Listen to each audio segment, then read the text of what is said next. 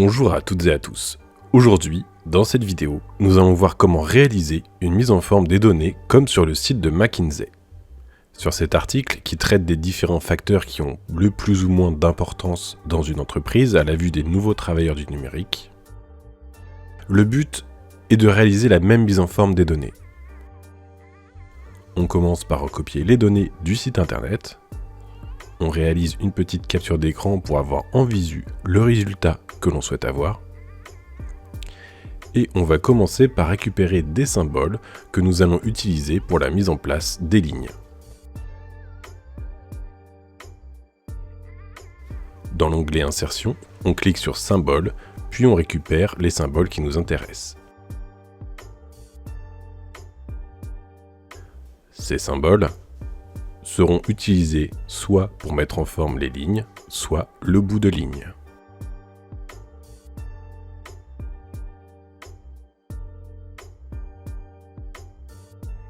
On commence par recopier les données avec un égal, puis on va utiliser la fonction REPT.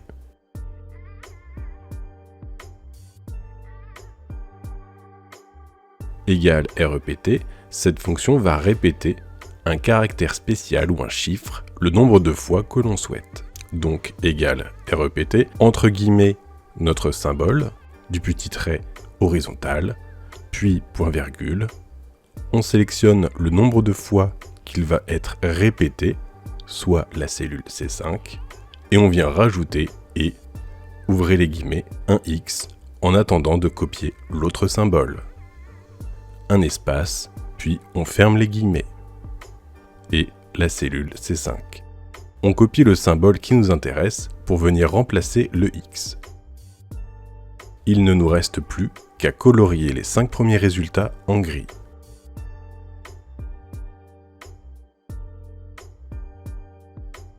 Si on sélectionne une autre police d'écriture sur les indicateurs, cela va changer la mise en forme puisque les symboles dépendent aussi de la police d'écriture.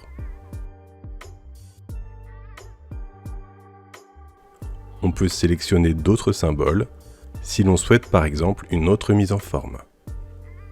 Et on peut aussi venir colorier certains résultats afin de les mettre en valeur. Il suffit par exemple de sélectionner la ligne que l'on souhaite, puis tout simplement de venir modifier la police d'écriture.